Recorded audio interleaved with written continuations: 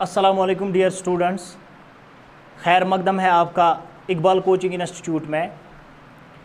जैसा आप लोगों को पता है कि लास्ट टाइम हम लोगों ने 4 पॉलिटिकल पार्टीज़ के बारे में डिस्कस किया था। आज जो डिस्कशन चलेगा वो कम्युनिस्ट पार्टी ऑफ इंडिया के बारे में चलेगा, जो कि यहाँ पे लिखा हुआ है communist party of India. Communist party of India ये कब बनाई गई इसके बारे में भी, इसका जो शॉर्ट फॉर्म है वो CPI है। CPI के नाम से इसको जाना जाता है। उसके बाद CPI was formed in 1925. 1925 was the year, 12 was month and 26 was the day। याद रखिएगा 26/12/1925 में CPI फॉर्म हो गई। और डायरेक्टली आ जाएंगे आइडियोलॉजी के बेस पे कि आइडियोलॉजी क्या होती है, कम्युनिस्ट पार्टी ऑफ इंडिया की आइडियोलॉजी क्या है, किन रूल्स एंड रेगुलेशंस पे वो काम करने की ख्वाहिश रखते हैं, कैसे किस हिसाब से अपनी सोसाइटी को चलाने के ख्वाहिशमंद है वो लोग। पहले आप देखेंगे कि believes in Marxism, Leninism, secularism and democracy. ये मार्क्सिज्म पे बिलीव करते हैं। मार्क्सिज्म आप लोग इंशाल्लाह आते समय अब जब कोई आर्ट्स स्ट्रीम लेगा, ह्यूमैनिटीज़ लेगा, उसमें उसको पूरा पता चल जाएगा कि पॉलिटिकल साइंस, सोशियोलॉजी, बाकी सब्जेक्ट्स में जो मार्क्सिज्म है, लेनिनिज्म है, इसके बारे में थॉरोली उसको नॉलेज होगी। फिर भी मैं आपको इसके टिडबिट्स बोलता चलूँ कि मार्क्सिज्म क्या होता है। मार्क्स ने हमेशा बात की लेबर्स के बारे में, जो वर्कर्स होते हैं किसी फैक्ट्री में। इसको नज़र पड़ी कि फैक्ट्री में जो वर्कर्स होते हैं उन बेचारों के वेजेस जो होते हैं या उनकी जो सैलरी होती है, पे स्केल जो होती है, वो बहुत ज़्यादा कम होती है एज़ कम्पेयर टू उस फैक्ट्री के जो उस फैक्ट्री के चलाने वाले होते हैं, जो उस फैक्ट्री के मालिक होते हैं। जैसे इसने बोला, मार्क्स ने बोला कि कम्युनिज्म होना चाहिए, कम्युनिज्म होना चाहिए, ना कि कैपिटलिज्म होना चाहिए। कैपिटलिज्म होता है कि जिसकी भी वो फैक्ट्री होती है वो दिन ब दिन अमीर होता चला जाएगा और वर्कर्स बेचारे कंटिन्यूअसली अपने 300, 400, 500 जो दिन में कमाते हैं वो खाली डेली वेज पे ख़त्म हो जाएंगे और वो अमीर कभी नहीं होंगे। वो कभी अपनी अच्छी ज़िंदगी, हाई स्टैंडर्ड्स ऑफ लाइफ कभी अचीव नहीं कर पाएंगे। ये किसकी सोच थी? मार्क्स की सोच थी। मार्क्स बोलते थे कि कैपिटलिज्म नहीं होना चाहिए, कम्युनिज्म होना चाहिए। कम्युनिज्म में क्या होता है, मैं कम्युनिज्म के बारे में क्यों बोल रहा हूं यहां पे, बिकॉज कम्युनिस्ट पार्टी है, कम्युनिस्ट पार्टी। आप देखिए इसी में कम्युनिज्म का जिक्र आता है। कम्युनिस्ट पार्टी जो है इसी में कम्युनिज्म का जिक्र आता है। इनकी जो आइडियोलॉजी है वो असल में कम्युनिज्म होता है और कम्युनिज्म को चलाने वालों को ही कम्युनिस्ट बोला जाता है। जैसे सबसे बड़ा कम्युनिस्ट था मार्क्स खुद। इसने बोला कि जो भी किसी फैक्ट्री में काम करने वाले लोग होते हैं या किसी और जगह किसी ऑर्गेनाइजेशन में काम करने वाले लोग जो होते हैं, वहां पे जो वर्कर्स होते हैं उनके साथ एक्सप्लॉइट किया जाता है उन बेचारों को। लेकिन क्या करना चाहिए, एक कम्युनिज्म की सोच आनी चाहिए हमारी सोसाइटी में कि ये जो वर्कर्स है इनको पूरा हक मिलना चाहिए। ये वर्कर्स के रिलेटेड जो CPI है ये बहुत ज़्यादा इनके लिए चिंता का विषय है। आप याद रखिएगा, ये ऑल द टाइम सोचते रहते हैं, छोटे जो क्लासेस होते हैं उनके बारे में सोचते रहते हैं, गरीबों के बारे में ज़्यादा सोचते हैं CPI वाले। और लेनिनिज्म क्या होता है, याद रखिएगा, लेनिनिज्म होता है कि मार्क्स ने बोला समाज में कभी कम्युनिज्म आएगा खुद। ये मार्क्स का बोलना था कि जब वर्कर उसको लगेगा कि फैक्ट्री वाला हमें तनख्वाह कम देता है, इनमें एक कॉन्शियसनेस आ जाएगी, ये एक दूसरे के साथ टुगेदर ग्रुप बनाएंगे, कलेक्टिवली ग्रुप बनाएंगे और रेबिलियन करेंगे अगेंस्ट किन के खिलाफ, जो इनको वहां पे अपने ऑफिसर्स वगैरह होते हैं, जो इनको एडमिनिस्ट्रेटर्स होते हैं।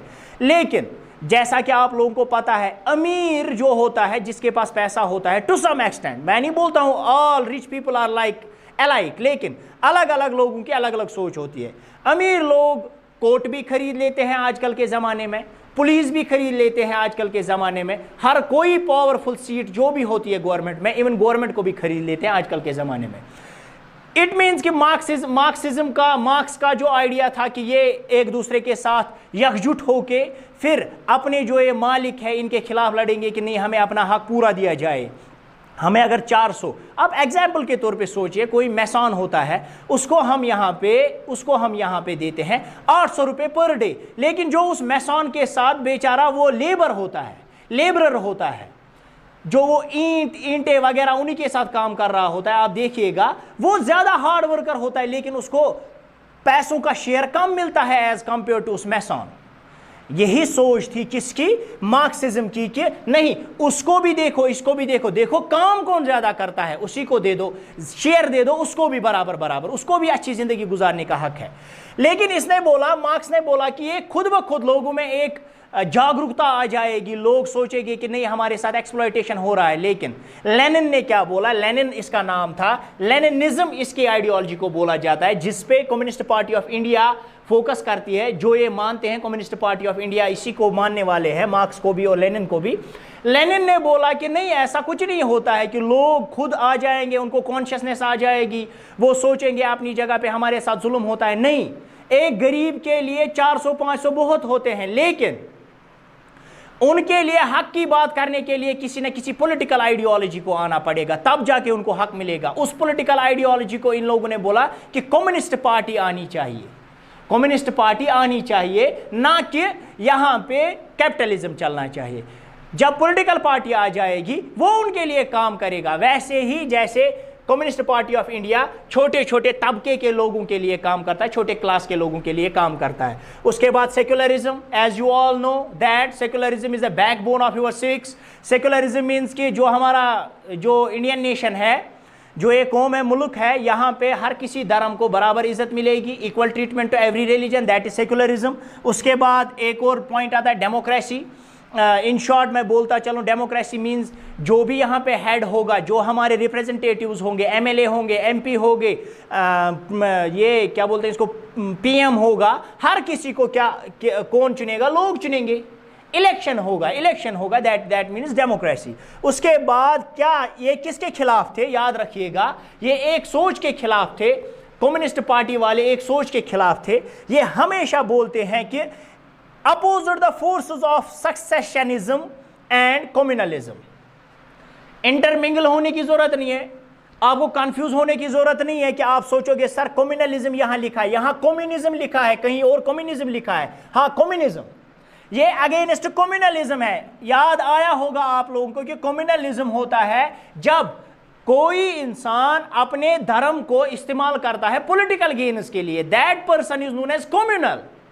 There is lot of difference between communism and communalism. याद रखिएगा, कम्युनिज्म एक ऐसी सोच है कि लोगों को पूरा हक दिया जाए, हर किसी को अपना हक मिलना चाहिए, जो जितना काम करेगा उसको अपना हक मिलना चाहिए। लेकिन कम्युनलिज्म का मतलब होता है कि जब कोई इंसान अपने मजहब को, अपने धर्म को इस्तेमाल करेगा for political gains, for political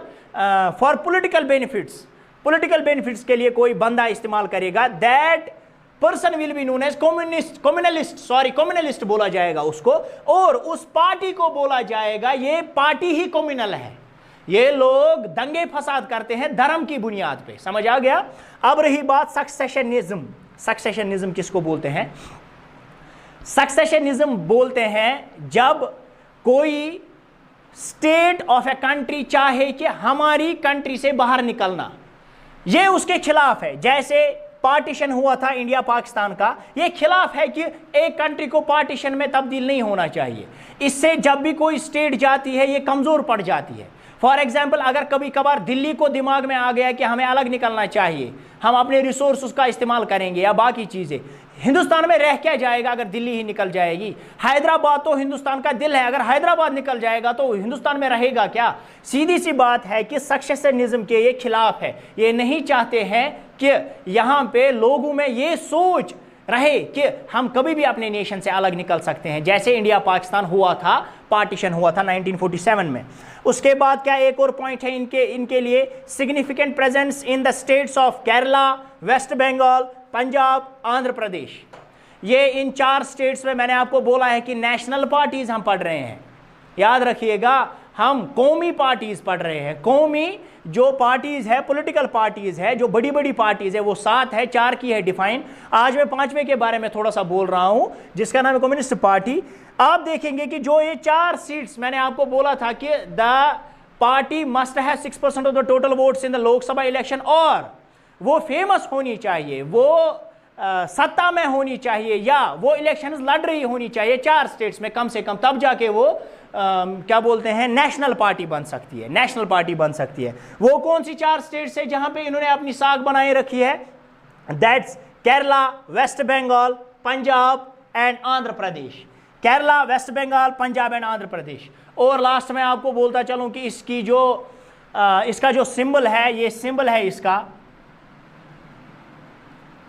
symbol है इसका, आप देख सकते हैं यहाँ पे इसका सिंबल है, ये आप याद रखिएगा। ये मुझे बनाना नहीं आया, फिर भी मैंने ट्राई की, आप देखिएगा। मैं फिर भी अपने वीडियो में कहीं ना कहीं पे आपको क्या एक इमेज भेजूंगा दिखाने के लिए, प्रीव्यू करूंगा, आप देखिएगा कि वो सिंबल इनका क्या है।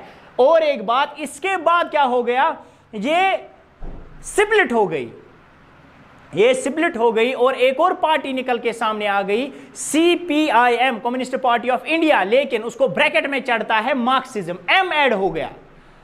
1964 की बात कर रहा हूं, 1964 में इनको एक दूसरे के साथ यमनाउन वार आके किसी की, और उन लोगों ने क्या किया, ये अलग निकल गए, CPIM वाले अलग निकल गए। उसके बारे में हम नेक्स्ट वीडियो में पढ़ेंगे इंशाल्लाह। और एक बात बोलूं कि जो भी आप ये पॉलिटिकल पार्टीज के बारे में पढ़ रहे हैं, आप ज़्यादा परेशान होने की ज़रूरत नहीं है आपको। ये बोर्ड वाले इसके बारे में कुछ नहीं पूछते हैं, 1-2 मार्क्स का तो पूछेंगे ही ज़रूरी, ज़्यादा डिस्क्रिप्टिव टाइप ज़्यादा याद रखने की ज़रूरत नहीं है।